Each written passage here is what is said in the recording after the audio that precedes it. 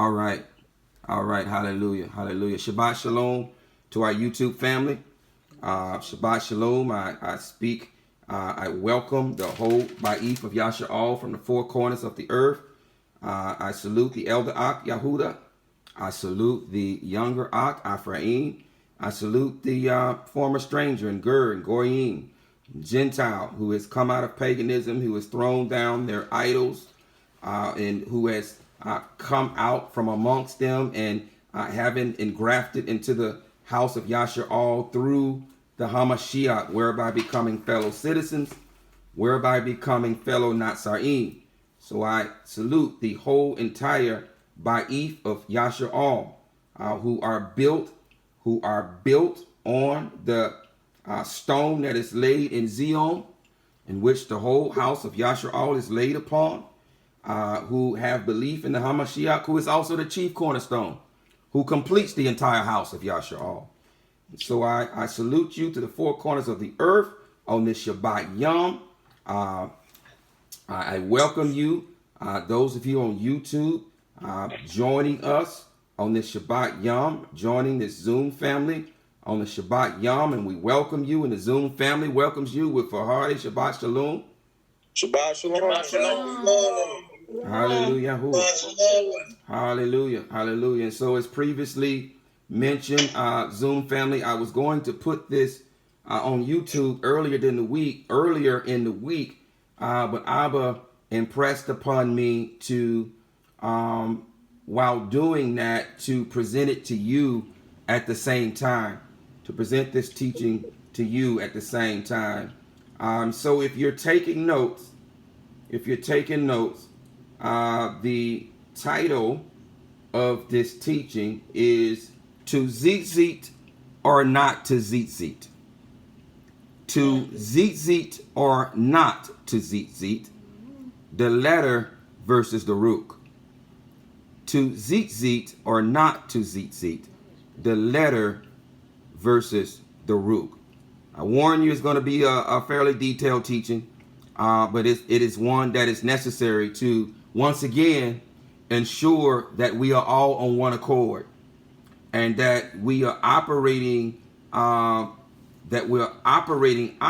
as one, but that we are also operating in the Rukh, and that we are able to make a distinction from the letter in the Rukh and making the determination between what portions of the letter that we are to obey, and how we are to obey the letter, and that is via the Rukh.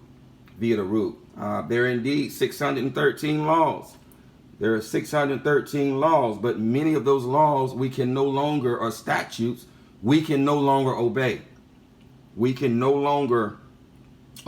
And so there are some of those laws that are no longer applicable to us. It doesn't mean that they've been done away with. It just means that some of them have been partially fulfilled. And so some of those statutes we can no longer obey. This is one of the contentions that comes from the Christian circuit, and that is they always throw this into people who desire to follow Yahuwah in Rukh and in truth and to obey his righteous Torah. They often throw out the fact that, well, you got 613 laws. You can't obey them. If you disobey one, you disobey them all. Well, that's true. And this is why I no longer bring a goat to a door of a heckle.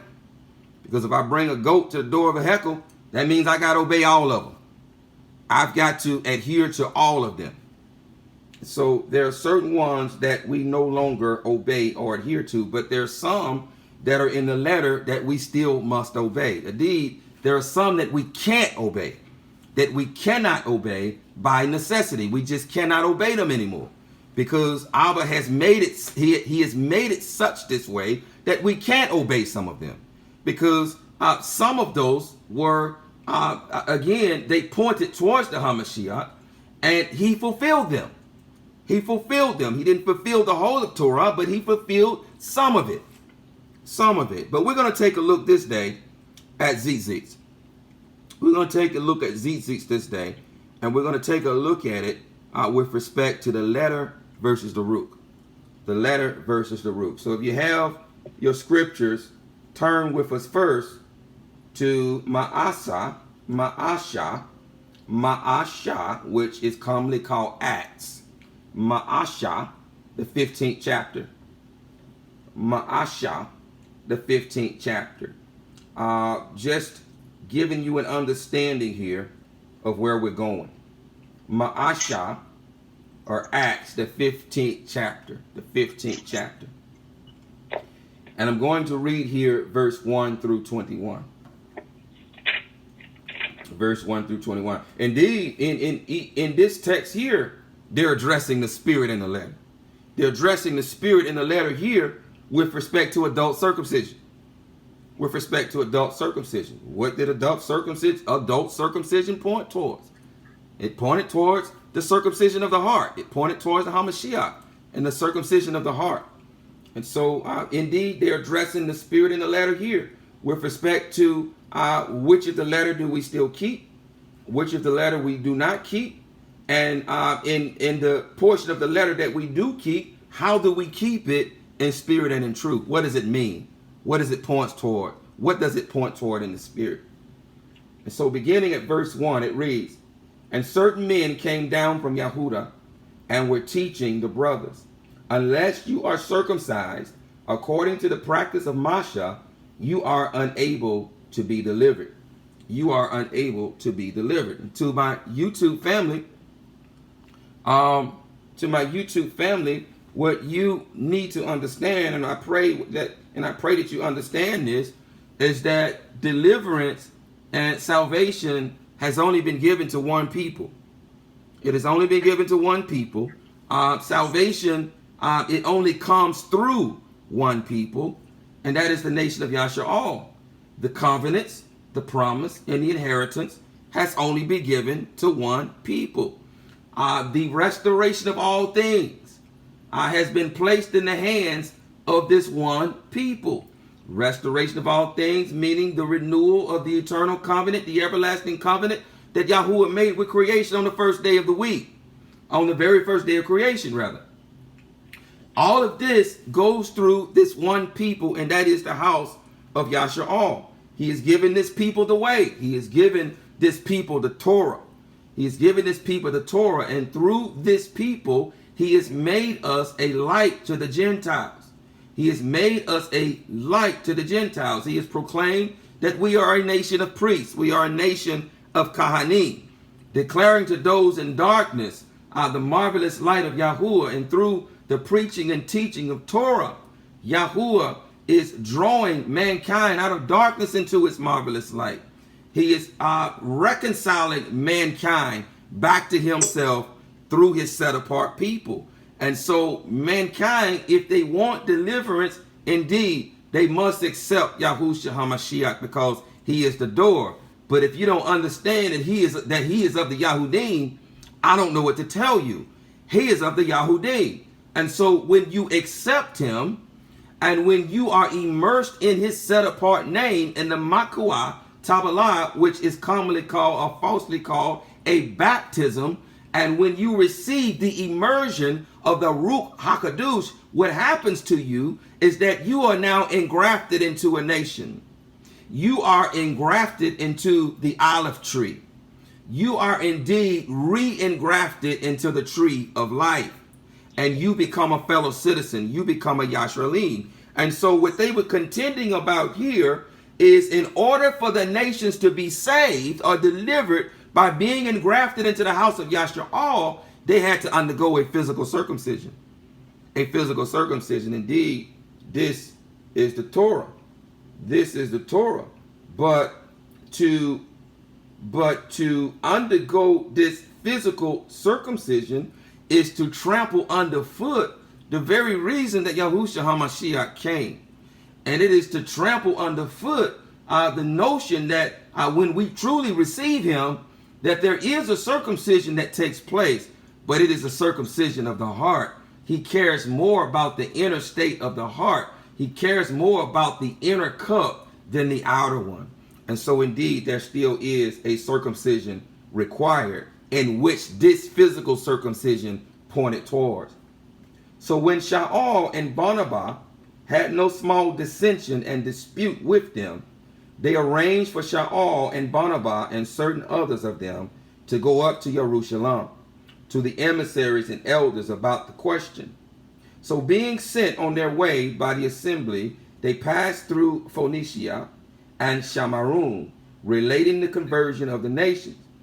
And they were causing great gladness to all the brothers, and having arrived in Jerusalem, they were received by the assembly and the emissaries and the elders. And they reported all that Elohim had done with them. And some of the believers who belonged to the sect of the Pharisees rose up, saying, it is necessary to circumcise them and to command them to keep the Torah of Moshe. This is true. They must keep the Torah of Moshe. Reading on. And the emissaries and the elders came together to look into this matter.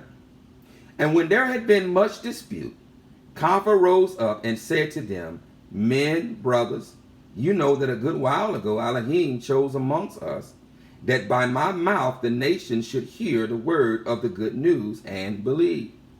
And Elohim, who knows the heart, bore witness to them by giving them the set apart Rukh, as also to us, and made no distinction between us and them, cleansing their hearts by belief. You see, they received a circumcision. They received a circumcision, a circumcision not made with hands, and which the Rukh HaKadosh only himself can do. And so this was then proof by them receiving the Rukh HaKadosh. This was proof that they had been received and accepted by YAHUAH'S. Because indeed, it has always been from the very beginning that Yahuwah dwells in the midst of his people.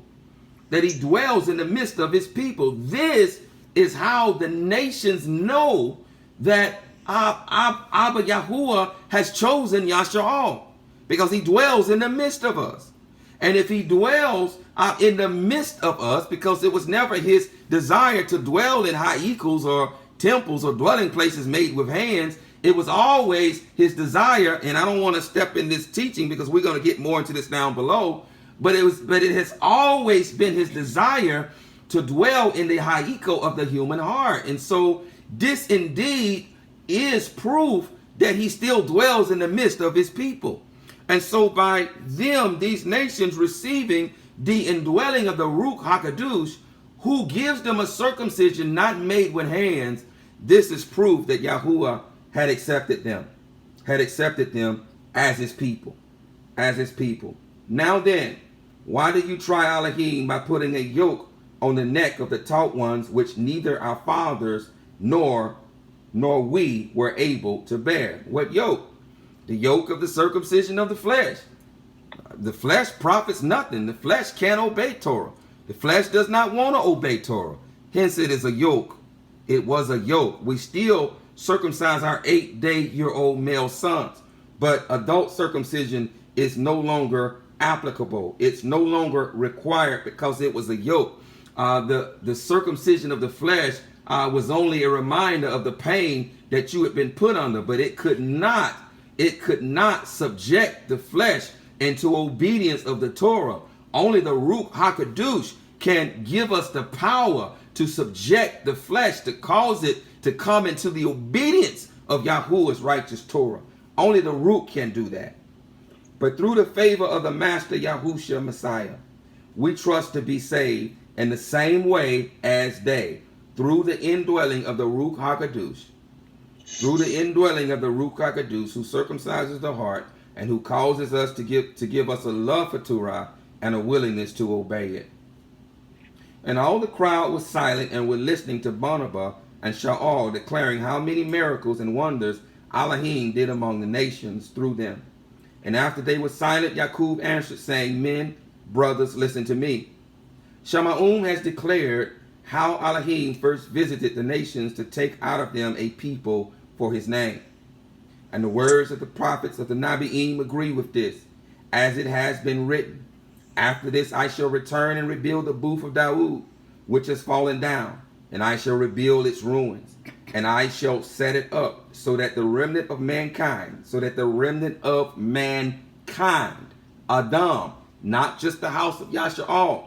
Yasha'al is set in the midst of the earth to be Kahanim, to be priests to mankind, to be living epistles, to be living Torahs, to be living examples and set apartness to them, to be lights in the midst of the nations, in order that through us, Abba Yahuwah will reconcile Adam, mankind, back to himself, so that the remnant of mankind shall seek Yahuwah, even all the nations on whom my name has been called, says Yahuwah, who is doing all this, who has made this known from of old. Therefore, I judge that we should not trouble those from among the nations who are turning to Elohim, but that we write to them to abstain from the defilements of idols. And this is the point of this text. We're getting to the point of it now. To abstain from the defilements of idols, and from whoring, and from what is strangled, and from blood. Now, most Christians will stop right here without reading the next verse. They'll just stop right here to try and prove that the Torah has been done away with, and these are the only requirements that are required of Gentile nations right here. It's ironic, however, that they don't even obey these words. They don't even obey these words. I'm going to read them again, because they don't even obey these words. But that we write to them to abstain from defilements of idols. They don't obey this. They love their idols. And from whoring, they still whore. And from what is strangled, and from blood. This is one command right here. And from what is strangled, and from blood, because we're commanded to not eat blood or drink blood, because the life of the creature is in his blood, and he has given us the blood for the remission of sin. And so we are commanded to abstain from blood. And so we are to humanely slaughter animals by binding them, binding their 2 feet and the 2 front feet and their rear feet. We bind them, and we cause them to be in a relaxed state. They're not to be alarmed. They're not to be vexed or afraid, but they're to be calm. And then the throat is to be cut. The throat is to be cut. They're to be slain humanely, so that the blood flows from their womb. And then we are to completely drain them of blood and pour the blood out as water. If you strangle them, then the blood is still in the body. The blood is still in the body. So this is really one command with respect to restraining from what is strangled and from blood. So this is really one command. But here's what I want you to hear. For from the ancient generations, Masha has, in every city, those proclaiming him, been read in the congregations every Shabbat. And so what they were telling us here is that they gave these instructions to the Gentiles to get them started. And so they knew that as they gathered on the Shabbat and heard the words of the Torah, that they would get the rest and align themselves with Yahuwah's righteous Torah. And indeed, this is what Abba is doing today. This is what he is doing today with respect to addressing Tzyttzyt, so that you get the rest, and so that you understand the importance of not only obeying the letter of wearing Tzyttzyt, but what it represents. And so this is why we're addressing this on the Shabbat day, and we're going to read the Torah so that you get the rest. Akin to, turn to Nehemiah, Nehemiah, the 8th chapter. Nehemiah, the 8th chapter. Nehemiah, the 8th chapter. And I'm going to begin reading at verse 1. Hallelujah. Thank you, Abba. Thank you, Abba. Thank you, Abba. Nehemiah, Nehemiah, the 8th chapter. The 8th chapter. Beginning at verse 1, it reads here, and when the 7th new month came, the children of Yasha'al were in their cities. And when the 7th new month came, the children of Yasha'al were in their cities. And all the people gathered together as one man in the open space that was in front of the water gate. And they spoke to Ezra the scribe to bring the book of the Torah of Moshe, which Yahuwah had commanded Yasha'al. And Ezra the Kahan brought the Torah before the assembly of both men and women, and all who could hear with understanding. And on the first day of the seventh new month. Who can tell me what day this was? I'm not talking to YouTube. They can't talk back, family. It's omen. Huh? The trumpet, sorry. The trumpets. Hallelujah. Yom Teruah. Yom Teruah. That's it. To the Ak. Yom Teruah. And Yom Teruah is what, Ak? Feast of Trumpets. Feast of Trumpets. Teruah means blowing. So it is a blowing of the trumpets. But it is also a Shabbat day, correct? Yes, that's what. Hallelujah. Yes. It's also a Shabbat day. And so we find the people here gathered on Yom Teruah on the first day of the seventh new month, gathered on this Shabbat day. And we find here that they're reading the Torah. He's getting ready to read the Torah on the Shabbat day. And he read from it in the open space in front of the water gate from morning until midday. Now, we just finished discussing this, family, about when a day starts. But here it says on the seventh day, on the first day of the seventh new month, he read from morning until midday. And so we understand here's another witness, family, that day begins in morning. Day begins in morning. Before the men and women and those who could understand. And the ears of all the people listened to the book of the Torah. And Ezra the scribe stood on a platform of wood which they had made for the purpose. And besides him on his right stood Mattaniah, and Shammah, and Ananiah, and Uriah, and Kalachah, and Maashah. And on his left stood Padaiah, and Mishaal, and Malchiah, and Kashum, and Kashbadana, Zachariah, Mashalom. And Ezra opened the book in the sight of all the people, for he was above all the people. And when he opened it, all the people stood up. And Ezra Baruch Yahuwah, the great Elohim. Then all the people answered, Amen, Amen, while lifting up their hands. And they bowed their heads and worshiped Yahuwah with faces to the ground. And Yeshua and Bani and Sharab Yamin, Akub, Shabbatai, Hudiyah, Maashya, Kalita, Arzayah, Uzabad, Kanan, Palaya, and the Luim caused the people to understand the Torah while the people were in their place. And they read in the book of the Torah of Elohim, translating to give the sense, and caused them to understand, the reading. And this is what's going to take place today. And Nahemiah, who was the governor, and Ezra the Kahan, the scribe, and the Luim, who taught the people, said to all the people, this day is set apart to Yahuwah, your Elohim. Do not mourn or weep. Listen, for all the people wept when they heard the words of the Torah. And so Torah identifies our darkness. Torah identifies our crime.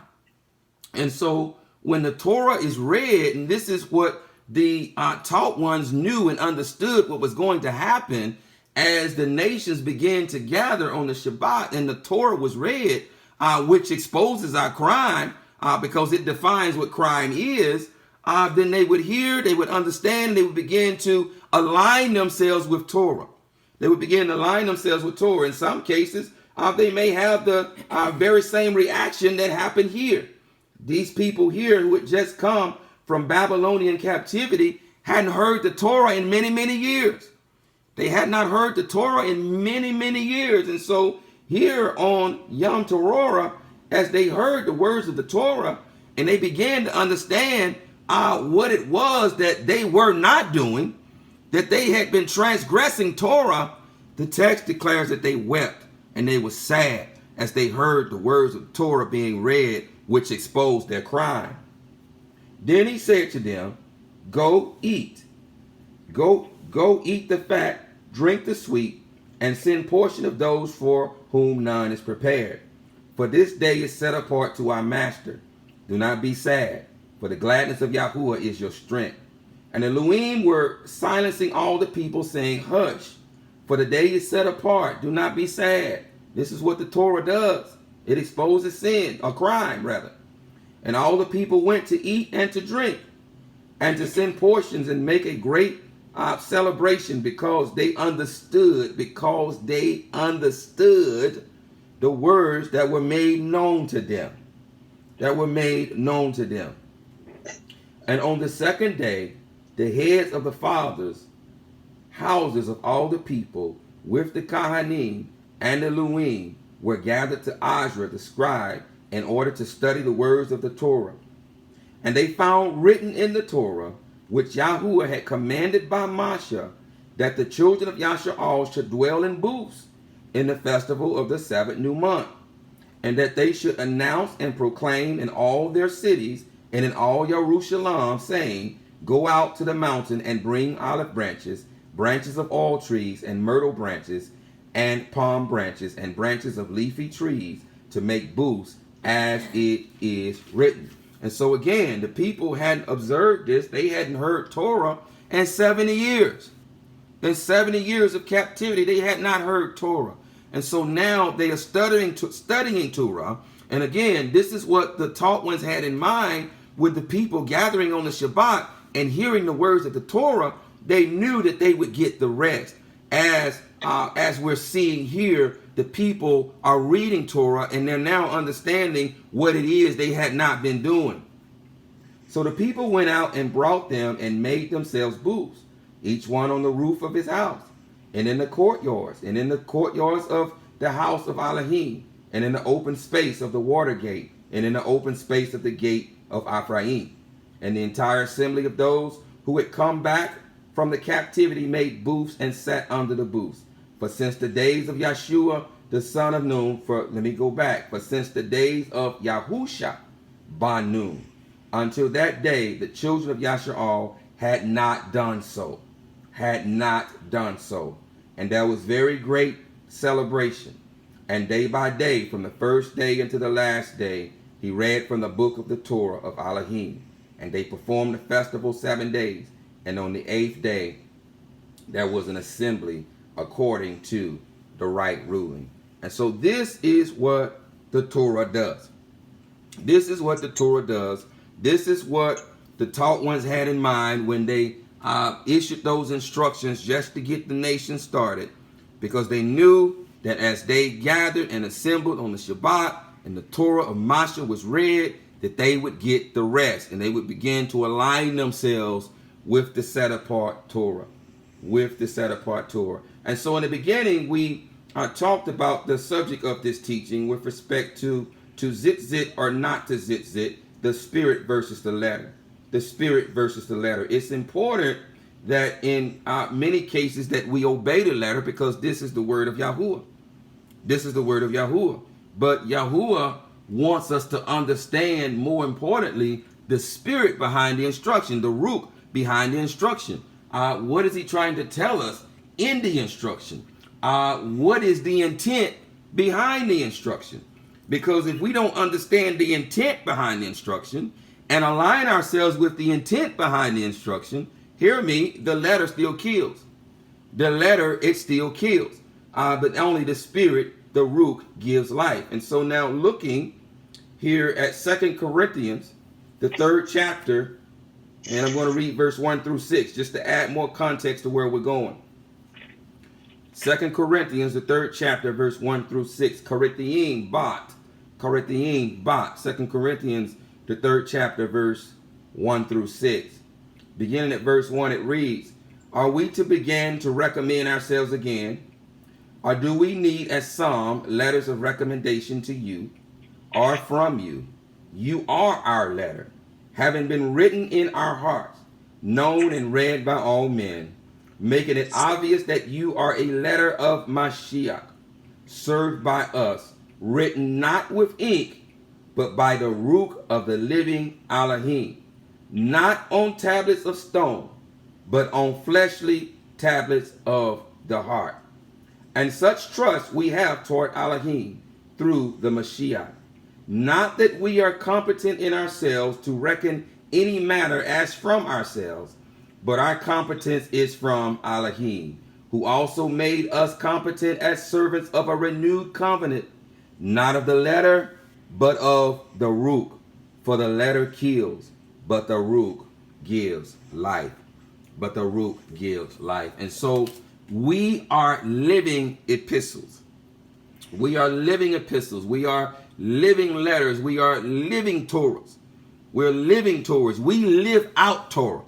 We don't just read the letter and not obey it, but we live out Torah. Because why? Because Torah is written upon our hearts. It is written upon our hearts. And so we live out Torah. We hunger and thirst for righteousness. We hunger and thirst to be set apart as our Father is set apart. We hunger and thirst to be living Torahs, to actually live this thing out, to actually live it out so that we are a sweet smelling aroma unto our Father Yahuwah. And so we aspire to be living Torahs and to make a distinction between the spirit and the letter, the Rukh and the letter. And so now reading, let's start now with the letter with respect to Tzyttzyt. Let's start with the letter. Now again, if it's written, if it is written, and it is one in which that has not been fulfilled. For instance, you know, we're told to abstain from whoring and whoredom. We're told to abstain from drinking blood and homosexuality and lying with beasts and adultery. Hamashiach didn't get rid of that stuff. That's still the letter, and we are still to obey it. There's a spirit behind that. There's a Rukh. There's a Rukh meaning behind that. But we're not here to talk about that. But the point of the matter is that there are some of the letter that is written. It is written, and it is the unadulterated word of Yah. It came from his lips, and we're still to obey it. We're still to obey it, but he wants us to obey it in Rukh and in truth. In Rukh and in truth. And so now we're going to take a look at the letter with respect to wearing tzitzit. So we're going to turn to Bamidbar, Numbers, the 15th chapter. Bamidbar, Numbers, the 15th chapter. And we're going to read verse 37 through 40. Bamidbar, Numbers, the 15th chapter, verse 37 through 40. Beginning at verse 37, it reads here, And Yahuwah spoke to Moshe, saying, Speak to the children of Yasha'al, and you shall say to them to make tzitzit on the corners of their garments, listen, throughout their generations. Throughout their generations. And to put a blue cord in the tzitzit of the corners. And it shall be to you for a tzitzit, and you shall see it, and shall remember all the commands of Yahuwah, and shall do them. And not search after your own heart and your own eyes, after which you went whoring, so that you remember and shall do all my commands, and be set apart unto your Elohim. And be set apart unto your Elohim. This is the letter. This is the letter. This is the letter. Abba Yahuwah has commanded it, and we are to obey it. And we are to obey it. But we are not simply to be we're not to just simply obey the letter without understanding the intent behind the instruction. There is an intent. There is something that Abba Yahuwah wants to show us about wearing tzitzit. There is something that he wants to show us about wearing tzitzit, and he's getting ready to unravel a mystery for us this day. So turn now to Shamut, commonly called Exodus, the 28th chapter. Shamut, or Exodus, the 28th chapter, and Abba is going to begin to unravel this mystery for us, so that we now understand the Rukh behind the letter and why it is that we wear tzitzit. Why it is that we wear tzitzit. Shamut or Exodus, the 28th chapter, verse 1 through 33. Beginning at verse 1, it reads, listen, and you bring near Aharon, your brother, and his sons with him, from among the children of Yashar'al, for serving as Kahan to me. Aharon, Nadab, and Abihu, Al-Azar, and Ithamar, the sons of Aharon. And you shall make set-apart garments for Aharon, your brother. Listen, for esteem and for comeliness. And you speak to all the Kakam, the prudent of heart, whom I have filled with a Rukh of Kakma, commonly called wisdom. And they shall make the garments of Aharon to set him apart, for him to serve as Kahan to me. And these are the garments which they make: a breastplate, a shoulder garment, a robe, an embroidered long shirt, a turban, and a girdle. And they shall make set-apart garments for Aharon, your brother, and his sons, for him to serve as Kahan to me. And they shall make the gold, and the blue, and the purple, and the scarlet material, and the fine linen. I'm going to read that again. And they shall make the gold, and the blue, and the purple, and the scarlet material, and the fine linen. And shall make the shoulder garment of gold, of blue, and purple, and scarlet material. I bring your attention to blue, and purple, and scarlet material. And fine woven linen, the work of a skilled workman. It is to have two shoulder pieces joined at its two edges, and so it is joined together. And the embroidered band of the shoulder garment, which is on it, is of the same workmanship, made of gold, and of blue, and of purple, and of scarlet material, and fine woven linen. And you shall make 2 shuham stones, and engrave on them the names of the sons of Yashar'al. Six of their names on one stone, and the remaining 6 names on the other stone, according to their birth, with the work of an engraver in stone, like the engravings of a signet. Engrave the 2 stones with the names of the sons of Yashar'al. Set them in settings of gold. And you shall put the 2 stones on the shoulder pieces of the shoulder garment as stones of remembrance for the sons of Yashar'al. And Aharon shall bear their names before Yahuwah. Listen. And Aharon shall bear their names before Yahuwah on his 2 shoulders for a remembrance. And you shall make settings of gold and 2 chains of clean gold, like the braided cords, and fasten the braided chains to the settings. And you shall make a breastplate of right ruling, a work of a skilled workman, like the work of the shoulder garment. Make it of gold, of blue, and purple, and scarlet material, and fine woven linen. It is square, doubled a span its length, and a span its width. And you shall put settings of stone in it, 4 rows of stones. Listen, the first row is a ruby, a topaz, and an emerald. The second row is a turquoise, a sapphire, and a diamond. And the third row is a jacinth, and an agate, and an amethyst. And the 4th row is a beryl, and a shuham, and a jasper.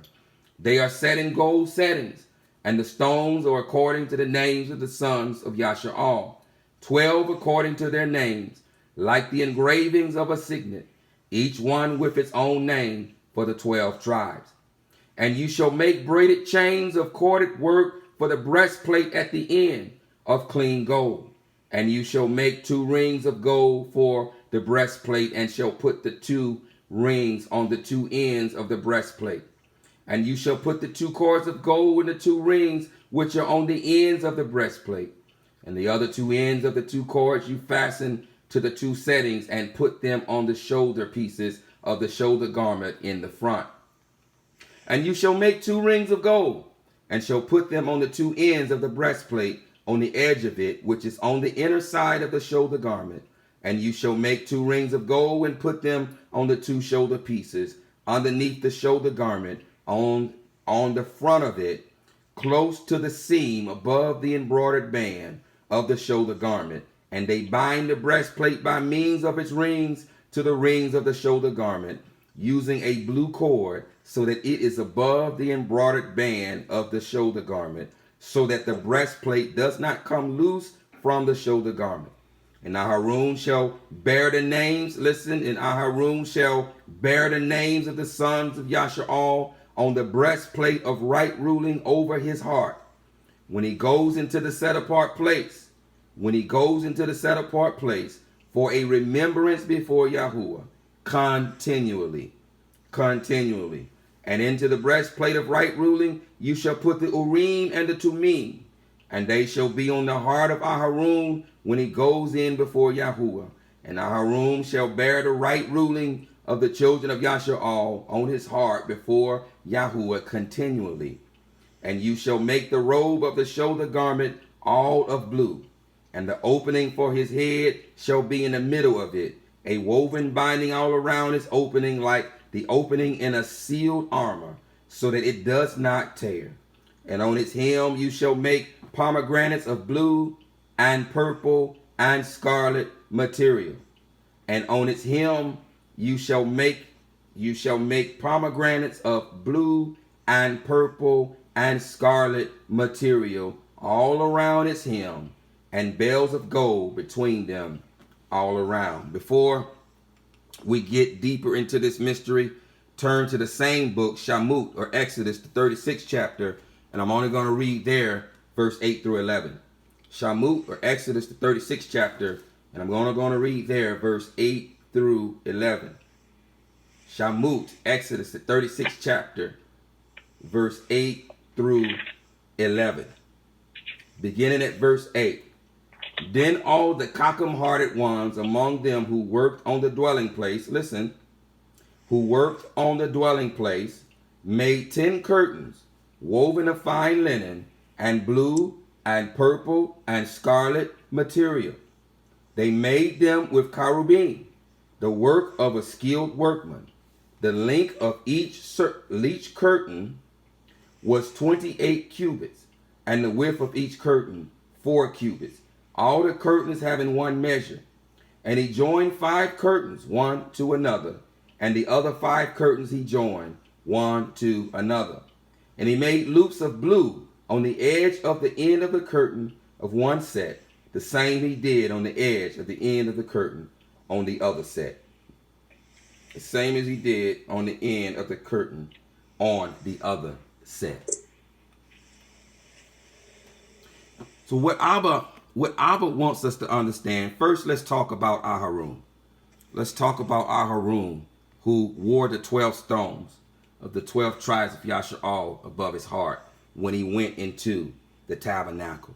What Abba wants us to understand is that Yasha'al was never supposed to be a nation under priest or Kahanim. We were always supposed to be a nation of Kahanim. A nation of Kahanim. And so what Abba wants us to understand is that only Kahanim, or only a Kahan, can come into his presence. Only a Kahan can come into his presence. A Kahan and a Kahan alone. Only he can come into his presence. And so when Aharon wore the breastplate of the sons of Yasha'al on his breastplate, and he went into the set apart place and the most set apart place once a year, he took the sons of Yasha'al with him. He took the sons of Yasha'al with him. This indeed was a foreshadowing. This indeed was a foreshadowing. The tabernacle itself was made to a specific design, and that specific design was given to Moshe on Mount Sinai in order to relay to the people the exact design in which Yahuwah wanted it constructed in the manner that Yahuwah wanted it constructed. We understand that the tabernacle housed the Ark of the Covenant and the words of the covenant. It housed the Ark of the Covenant and the words of the covenant. Its material and its curtains, etc., contained the colors blue, scarlet, and purple. At each corner of the curtain, there was a blue cord. Do you hear me? At each corner of the curtain, there was a blue cord. What Abba wants us to understand is that we are living tabernacles. We are his living tabernacle, and the Ark of the Covenant dwells in our hearts. The Ark of the Covenant dwells in our heart, where the words of the covenant are written on our heart, where a Kohen Gadol still enters there. That Kohen Gadol being Yahushua HaMashiach, he still enters into that most set apart place. And so we are a living tabernacle. And just as that tabernacle, which was a foreshadowing of us, because indeed it was never his intention to dwell in houses made with hands, but it has always been his intention to dwell in the hayika of the human heart, just like it was made with a particular material and particular colors. If you can see this, this is one of my Tzytzyts. Scarlet, blue, and red. Scarlet, blue, and purple, rather. Scarlet, blue, and purple. This symbolizes the material in which the tabernacle was made in. And so these Tzytzits then are to remind us that we are living tabernacles. That we are living tabernacles, and the Ark of the Covenant is safely in our heart, where the words of the covenant has been written on our heart. Where the words of the covenant has been written on our hearts. And so he wants us to understand that we are living tabernacles, and that we are to govern ourselves as living tabernacles. These colors, the color of purple, which symbolizes royalty, the color blue, which we understand that blood, before it comes out of the body, it's blue, but when it comes out of the body, it's red. Hence the colors purple, blue, and scarlet. And so we are to have the constant reminder that the blood covers us, that there's a heavy price that has been paid for us to turn us into living tabernacles. And so we are to govern ourselves accordingly as living tabernacles, understanding that the Ark of the Covenant is inside of us, understanding that the Rukh of YAHUAH'S dwells inside of us. Indeed, in the physical tabernacle, in the most set apart place, where the Kohen entered, between the cherubim above the Ark of the Covenant, is where Yahuwah dwelled. It's where Yahuwah dwelled. And so he's showing us that we are that design of the tabernacle in the wilderness. We are that design. We are a living tabernacle. And as it was made of the colors blue, scarlet, and purple, this too is the color of the Tzytzits that we are to wear with a blue cord down the middle. Not the blue and white Ashkenazi model. Indeed, we've spoken about this many times, that we're not to imitate anything that the Jewish people do, because they don't understand the Rukh. They don't understand the Rukh. And so we are to wear the colors blue, purple, and scarlet, because we are living tabernacles. We are living tabernacles. Indeed, this is also the colors that the Kohen wore, and we're going to talk about more about that in just a second. But the physical tabernacle, again, was a mere foreshadowing of us. It was a mere foreshadowing of who we are.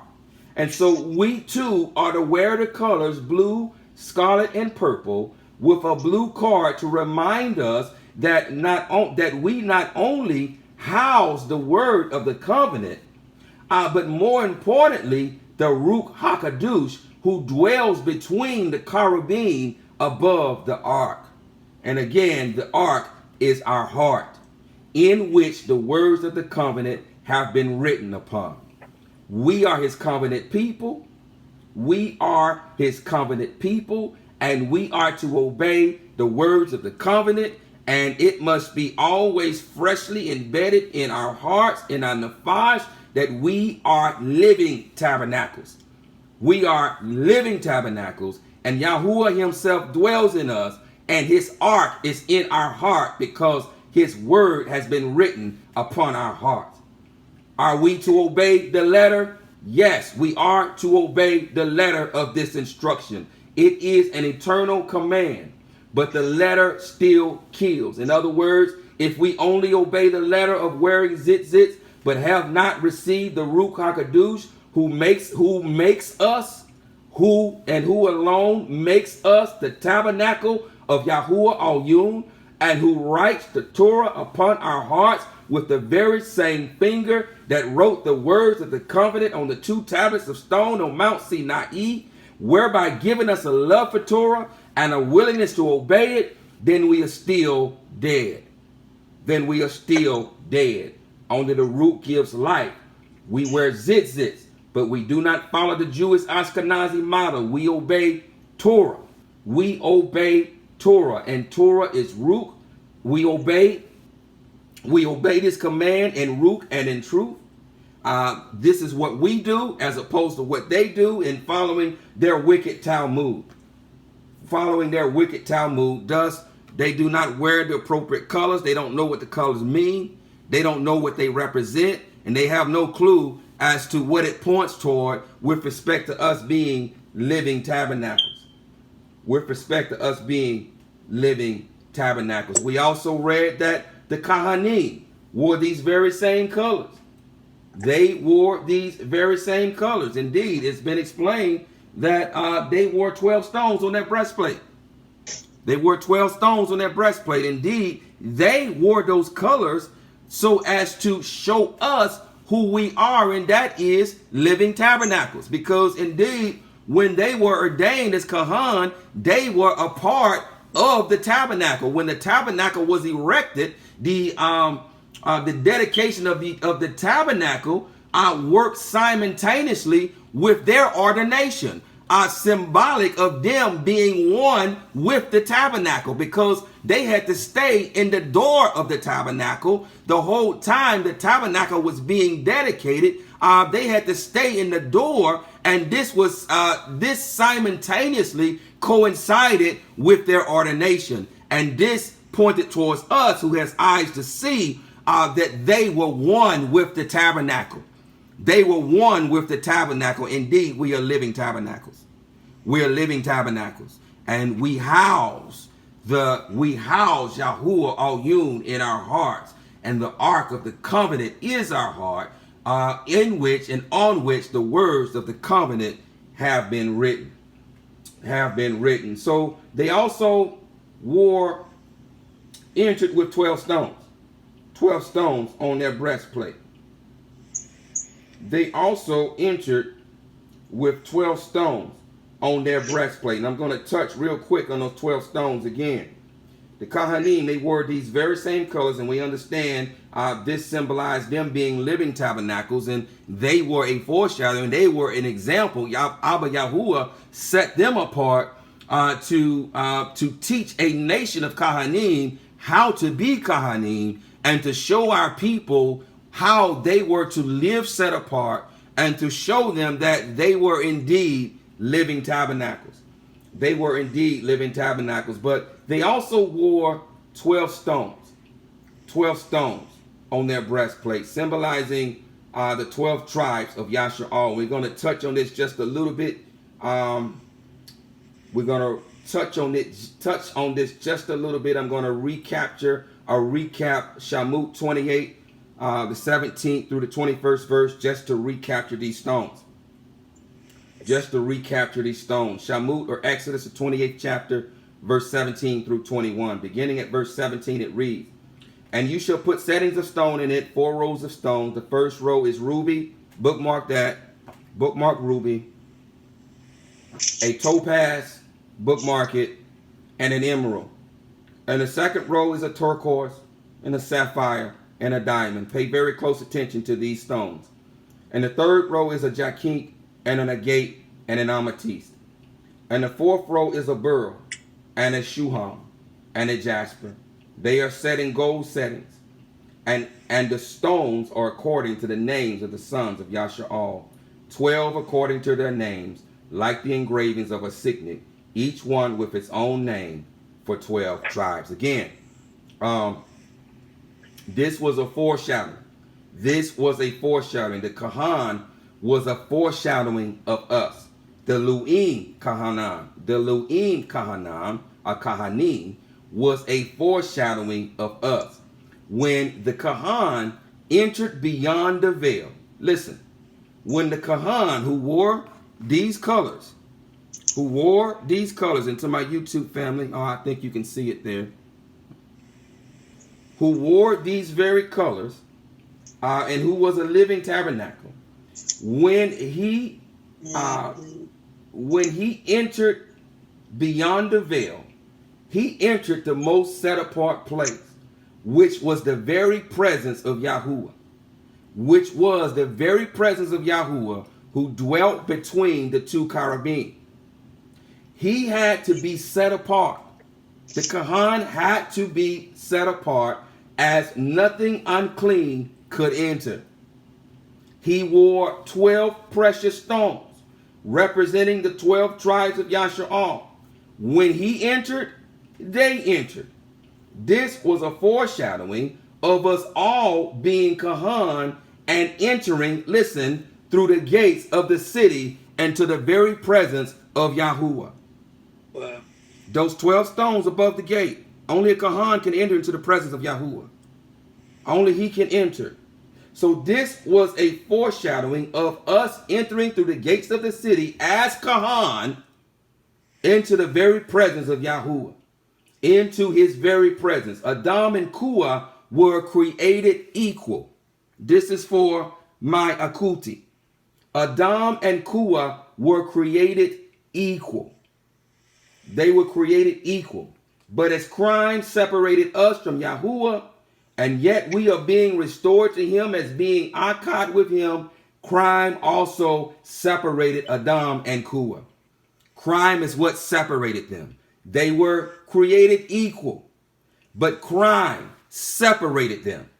Crime separated them, as it is written in Barashif, the first chapter, verse 26 through 28. It reads here, and Elohim said, let us make man in our image, according to our likeness, and let them rule over the fish of the sea, and over the birds of the Shamayim, and over the livestock, and over all the earth, and over all the creeping creatures that creep on the ground. And Elohim created the man in his image. In the image of Elohim he created him. Male and female he created them. And Elohim baruch them. And Elohim said to them,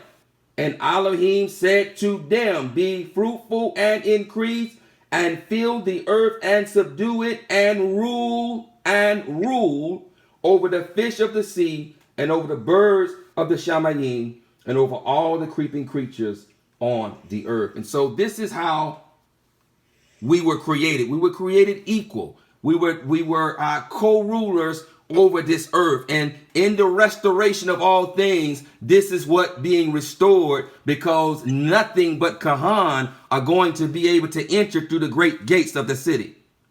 This is what that represented when the Kahan entered beyond the veil, carrying the 12 stones of the 12 sons of the tribes of Yasha'al, wearing those colors, which are the colors that were interwoven and intertwined into the physical tabernacle, so as to remind us that we are living tabernacles. And so they were created equal, but something happened. Reading here in Barashif of Genesis, the second chapter now, verse 19 through 25, it reads here, and from the ground Yahuwah Elohim formed every beast of the field and every bird of the Shamayim, and brought them to the man to see what he would call them. And whatsoever the man called each living being, that was his name. So the man gave names to all livestock, and to the birds of the Shamayim, and to every beast of the field. But for the man there was not found a helper for him as his counterpart, co-equal. So Yahuwah Elohim caused a deep sleep to fall on the man, and he slept. And he took one of his ribs and closed up the flesh in its place.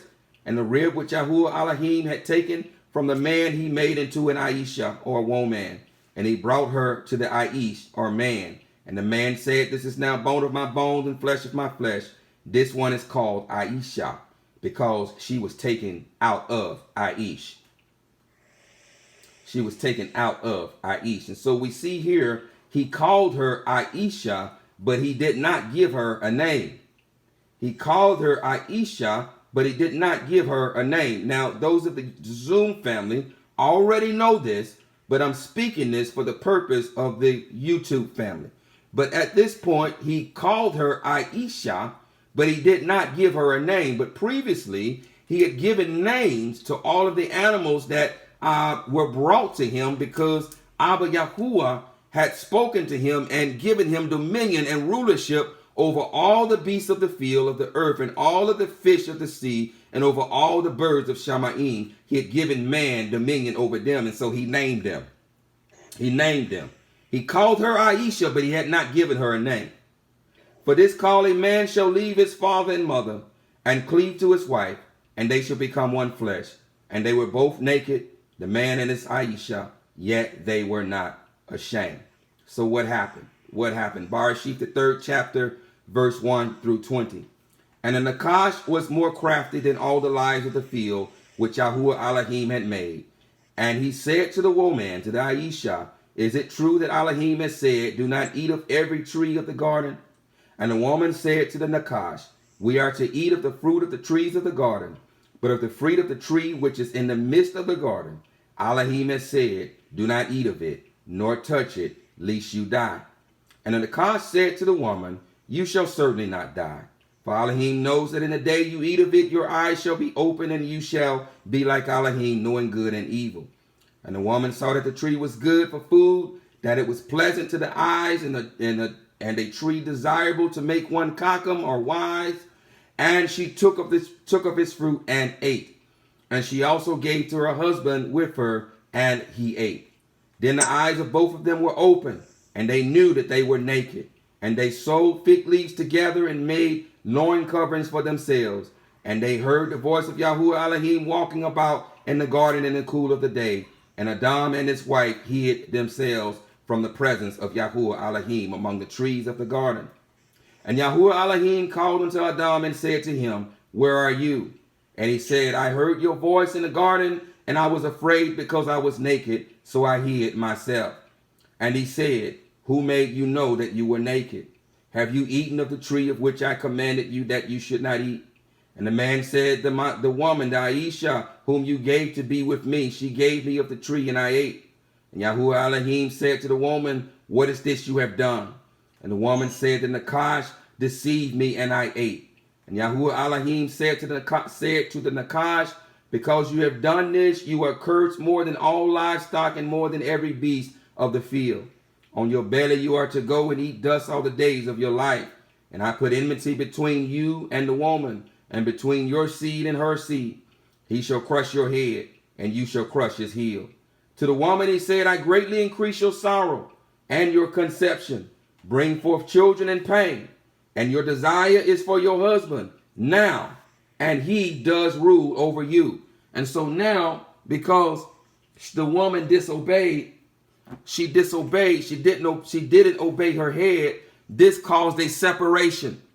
Like crime caused a separation between us and Yahuwah.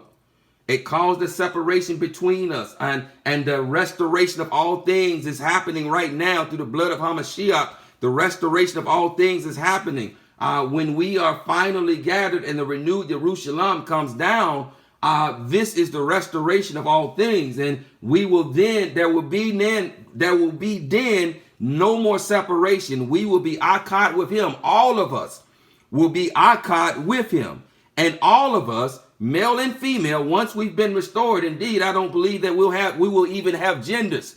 I don't believe this, but I believe that we will all be Kahan, because only Kahan can enter into the presence of Yahuwah. Only Kahan are going to be able to enter through the gates of the city, which those 12 stones, which the 12 stones of Aharon wore on his breastplate, this is what they represented. When he went into the presence of Yahuwah, he took the children of Yasha'al with him. He took the sons of Yasha'al with him. And this was a foreshadowing of Kahan entering through the gates of the city into the very presence of Yahuwah. Into the very presence of Yahuwah. And the man, he said, because you have listened to the voice of your wife, and have listened to the tree of which I commanded you, saying, do not eat of it, curses the ground because of you, and toil you are to eat of it all the days of your life. And the ground shall bring forth thorns and thistles for you, and you shall eat the plants of the field. By the sweat of your face you are to eat bread until you return to the ground. For out of it you were taken, for dust you are, and to dust you return. And the man, hear me, and the man called his wife's Aisha's name Kua. And he called her name Kua because now he began to rule over her. He began to rule over her. This is for my YouTube family. My Zoom family already knows this. But this is when he names Kua. He didn't name it first because he wasn't ruling over it first. But after the separation, he began to rule over her. But at there right now is in place the restoration of all things, where that separation, where there will no longer be a separation, where we're all going to be Akkad, and where Kahan are going to enter through the gates of the city, as living tabernacles, because there won't be no tabernacle. There will be no tabernacle because Yahuwah is the tabernacle and the Lamb are the tabernacles. There will be no tabernacle. We as Kahan are going to enter through the gates of the city, through those 12 gates with 12 stones, as Kahan into the very presence of Yahuwah. Into the very presence of Yahuwah. And the man called his wife's Aisha's name Kua because she became the mother of all living. The mother of all living. Indeed, we are being restored to once again be Akkad, or one, and co-equal. Nevertheless, only Kahan can enter. Nothing unclean will be able to enter. The design given to Masha, listen, the design given to Masha was the design of the renewed Yerushalayim. The design given to Masha with the tabernacle was the design of the renewed Yerushalayim. Indeed, we are living stones. We are living stones. We are going to make up the renewed Yerushalayim. We are living stones. And so that design given to Masha was the design of the renewed Yerushalayim from above. And so when the Kahan entered beyond the veil into the most set apart place, that symbolized entering into the very presence of Yahuwah, entering through the gates of the city. And this is why he wore those 12 stones. Those 12 stones. And so we must remember that we are living tabernacles. That we are living tabernacles. We must remember that we are living tabernacles. And the words of the covenant have been written upon our hearts. This is the only way to enter through the gates of the city. We must be born from above, whereby that makes us living tabernacles, whereby the words of the covenant are written upon our heart, whereby we are living epistles, we are living letters, we are living tabernacles. And as living tabernacles, we wear the colors that was prescribed in the wilderness to remind us that indeed we are living tabernacles. And so closing this teaching out, reading in Kazum, a Revelation, the 21st chapter, and I'm going to read down through verse 27. Kazum, a Revelation, the 21st chapter, and I'm going to read down through verse 27. And it reads here, and I saw a renewed Shamayim and a renewed earth, for the former Shamayim and the former earth had passed away, and the sea is no more. And I, Yahukanan, saw the set-apart city, renewed Jerusalem, coming down out of the Shamayim from Elohim, prepared as a bride adorned for her husband. Indeed, this was the design that was given to Masha in the wilderness, because that came from above. That design came from above. That was the design of the renewed Yerushalayim. And this is how the Kahan could enter in through the gates of the city. That's what that represented. It was a foreshadowing of it. And I heard a loud voice from the Shamayim saying, see the booth Maskan of Elohim is with men, and he shall dwell with them. Listen, see the booth Mashkan tabernacle of Elohim is with men, and he shall dwell with them, and they shall be his people. And Elohim himself shall be with them, and be their Elohim. And Elohim shall wipe away every tear from their eyes, and there shall be no more death, nor mourning, nor crying. And there shall be no more pain, for the former matters have passed away. And he who was sitting on the throne said, See, I make all matters new. And he said to me, Write, for these words are true and trustworthy. And he said to me, It is done. I am the Aleph and the Tav, the beginning and the end, the beginning and the everlasting covenant. To the one who thirsts I shall give of the fountain of water of life without payment. The one who overcomes shall inherit all this, and I shall be his Elohim, and he shall be my son. But as for the cowardly and untrustworthy, and the abominable and murderers, and those who whore, and drug sorcerers and idolaters, and all the false, their part is in the lake which burns with fire and sulfur, which is the second death. And one of the 7 messengers who held the 7 bowls filled with the 7 last plagues came to me and spoke with me, saying, Come, I shall show you the bride and Lamb's wife. And he carried me away in the Rukh to a great and high mountain, and showed me the great city, the set apart Jerusalem, descending out of the Shamayim from Elohim, having the esteem of Elohim, and her light was like the most precious stone. Listen, like a jasper stone, clear as crystal, and having a great and high wall, having 12 gates, and at the 12 gates 12 messengers, and names written on them, which are those of the 12 tribes of the children of YAHUAH'S, just like on the breastplate of the Kahanim, of the Kahan. 3 gates on the east, 3 gates on the north, 3 gates on the south, and 3 gates on the west. And the wall of the city had 12 foundations, and on them were the names of the 12 emissaries of the Lamb. And he who spoke with me had a golden measuring rod to measure the city, and its gates, and its wall, and the city lies 4-cornered, and its length is as great as its breadth. And he measured the city with the rod 12,000 stadia. The length and the breadth and the height of it are equal, just like the tabernacle had to be all equal. And he measured its wall 144 forms according to the measure of a man, that is, of a messenger. And the structure of its wall, listen, was jasper. And the city was clean gold, like clear glass. And the foundations of the wall of the city were adorned with all kinds of precious stones. The first foundation, jasper. I asked you to bookmark these. The second, sapphire. The third, agate. The fourth, emerald. The fifth, sardonyx. The sixth, ruby. The seventh, chrysolite. The eighth, beryl. The ninth, topaz. The 10th, chrysoprase.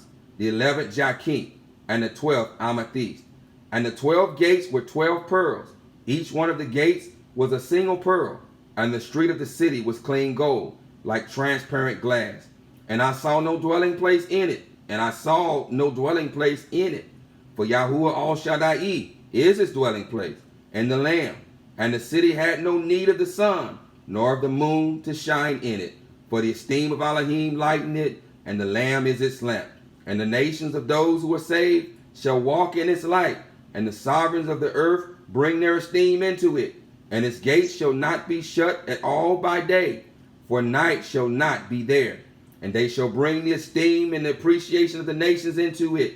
And there shall by no means enter into it whatever is unclean. And this is why the Kahan had to be set apart unto Yahuwah, because nothing can enter therein that is unclean. This is why he had to be set apart unto Yahuwah. And indeed, he was a foreshadowing, a mere foreshadowing of us entering through the gates of the city as living tabernacles, being akkad with Yahuwah, being akkad with him. There is no dwelling place. We are his dwelling place. Being akkad with him, totally akkad with him at that point. Totally akkad with him. We're going to be like him. We're going to see him as he is, because we're going to be like him. We're going to be totally akkad with him. This is the restoration of all things. When we're going to be akkad with him, and we're all going to be his Kahan. We're all going to be his Kahan, because unless you are a Kahan, you cannot enter in. You cannot enter in. Only Kahans can enter in. Neither anyone doing abomination and falsehood, but only those who are written in the Lamb's book of life. But only those who are written in the Lamb's book of life. And so we understand again that purple is the color of royalty. Dam or blood is scarlet, but until it comes into contact with oxygen, it is blue. Dam is life. Dam is Rukh. Dam is Rukh. And so this is to remind us that we are living tabernacles, and that the Rukh of Yahuwah Al-Yun dwells in us, and that his Torah has been written upon our hearts. And this symbolizes that the Ark of the Covenant is now our heart. It is now our heart because the Torah has been written upon it. The Torah is in our hearts, just like it was in the Ark of the Covenant. And so I'm going to end this. I'm going to read one more testimony or one more witness. I'm going to read Ma'asha, Acts, the 7th chapter, verse 44 through 51, just to drive home the point that Yahuwah never desired to dwell in houses made with hands, that it was always his desire to dwell in the ha'ikal of the human heart, so as to remind us that we are living tabernacles, and as living tabernacles we are to be clothed just like the earthly tabernacle in blue, scarlet, and purple, so as to again remind us that we're living tabernacles, and to remind us that the word of the covenant, the Ark of the Covenant, is in our heart, and that Yahuwah himself dwells in us. Yahuwah himself dwells in us. And so Ma'asha Acts, the 7th chapter, I'm going to read verse 44 through 51. It reads here, "The tent of witness was with our fathers in the wilderness, as he appointed, instructing Moshe to make it according to the pattern that he had seen." We just talked about that. "Which our fathers, having received in turn, also brought with Yahusha into the land possessed by the nations, whom Elohim drove out before the face of our fathers unto the days of Dawood, who found favor before Elohim and asked to find a dwelling for the Elohim of Jacob. But Shalama built him a house.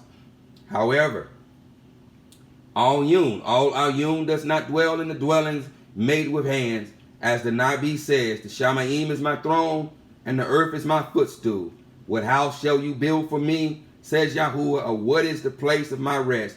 Has my hand not made all these? You stiff-necked and uncircumcised in heart and ears, you always resist the set-apart Rukh, as your fathers did, you also do. You also do. So I'm going to stop it right there. I'm going to stop it right there. I had some more precepts, but I think that Abba has made the point. And so I'm going to stop it right there. I'll give you the precepts if you want to go back and read them. 1 Corinthians, the 6th chapter, verse 18 through 20. Actually, you know what? I'm not going to do shortcuts. I'm going to go ahead and read that too. 1 Corinthians verse 6, verse 18 through 20. 1 Corinthians chapter 6, verse 18 through 20. Flee whoring. Every crime that a man does is outside the body, but he who commits whoring commits crime against his own body. Do you not know that your body is the dwelling place of the set-apart Rukh, who is in you, which you have from Elohim, and you are not your own?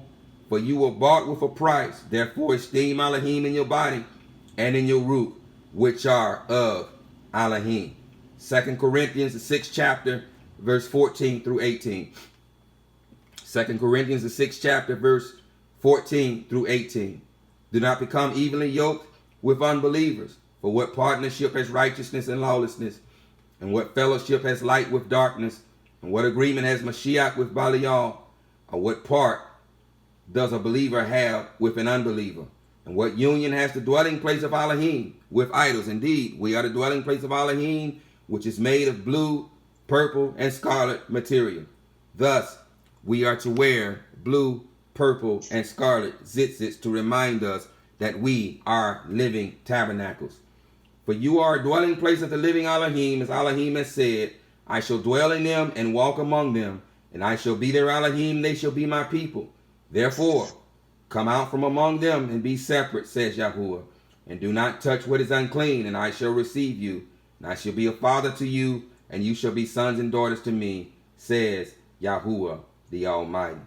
Says Yahuwah the Almighty. I got one more precept, and I'm going to go ahead and read it because we need to drive this home. And what we must understand is that Yahusha, he understood the hidden meaning of wearing tzitzits. He understood this fully because he is Yahuwah. He understood that he was a living tabernacle. He understood this. He understood that he was a living tabernacle and that he was going to prepare the way for us to be living tabernacles. He came to show us the way. He is our example. And he too wore tzitzits. As it is written in Luke the 8th chapter, verse 43 through 48. Luke the 8th chapter, verse 43 through 48. And it reads here, and a woman having a flow of blood for 12 years, who having spent all her livelihood on physicians, was unable to be healed by any, came from behind and touched the tzitzit of his garment. And immediately her flow of blood stopped. And Yahusha said, who touched me? And when all denied it, Kapha and those with him said, Master, the crowds throng you and press upon you, and you say, who touched me? But Yahusha said, somebody did touch me, for I knew power went out from me. And the woman, seeing that she was not hidden, came trembling and falling down before him.